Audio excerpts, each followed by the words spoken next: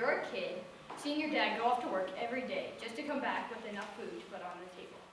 Hernando de Soto. Hernando de Soto was not just an explorer, but he was a conqueror. He explored most of the southwestern parts of America like Florida and Georgia. He also helped conquer the Incan Empire, but that was just the start of his amazing life. Hernando de Soto was born in the year 1500 to a very poor family in Spain. He was the second son of his family. His parents wanted him to become a lawyer, but he knew at a young age, 8, that he wanted to make a name for himself and become an explorer.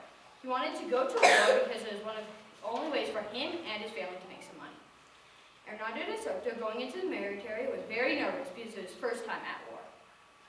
Hernando de Soto finally developed enough mental toughness to help with the difficulties of exploration.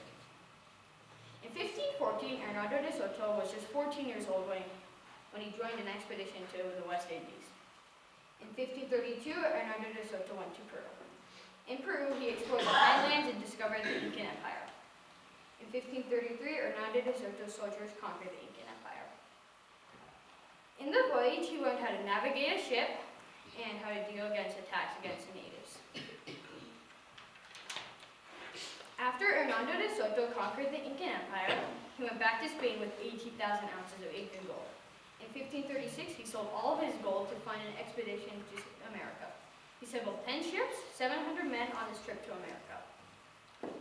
Hernando de Soto stopped in Cuba for a year because of government issues. In 1539, he finally set foot on Florida. For the next 3 years of his life, he explored the southwestern parts of the U.S., which is now known as Florida, Georgia, Alabama, and Tennessee. He had to fight through multiple ambushes against the natives. In Alabama, he had to go through one of the worst battles against the natives. After winning the battle, Hernando de Soto and some of his men continued westward to discover the Mississippi River.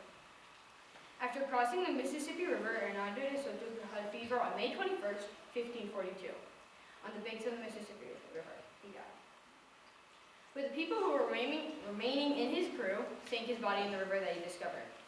We should remember his name because he was one of the first people to set foot on America. Hernando de Soto was an awesome, motivated explorer.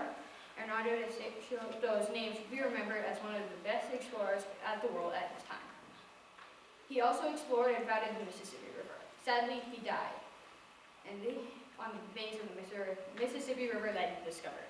And all these are good reasons that we should remember his name. Any questions?